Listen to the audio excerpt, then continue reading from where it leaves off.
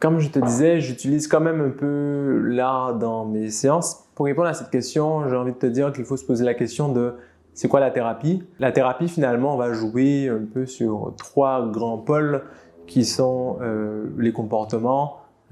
Quand la personne a un comportement qui pose problème, on va jouer sur les émotions.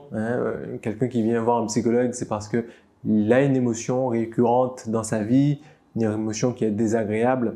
Un peu comme quand on a une épine dans notre pied et on vient voir un professionnel et on lui dit « Retire cette épine dans mon pied, s'il te plaît, c'est insupportable ».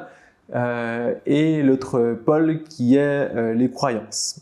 Les croyances qui sont inadaptées, dysfonctionnelles et qui viennent engendrer les deux autres, une émotion désagréable ou un comportement qui n'est pas très sain, pas très adapté en fonction du contexte dans lequel on évolue. Les émotions, la parole ne suffit pas toujours. C'est utile de passer par un média.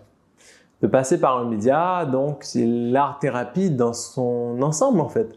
Ça peut être le dessin, ça peut être la peinture, ça peut être la musique, une musique qu'on peut écouter. La musique, c'est une onde, c'est une fréquence, ça vient agir sur nous. La musique qu'on peut jouer aussi, par l'expression de soi à travers la musique, on peut aussi changer ça, changer cette émotion en soi. Ça peut être la photographie, je parle aussi de la danse.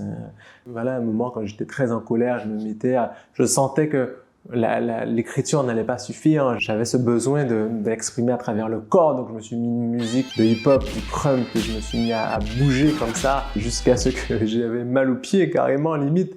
Et donc là, j'ai pu passer à d'autres formes de thérapie, plus dans la méditation. En tout cas, il était utile de pouvoir exprimer cette émotion à travers le corps.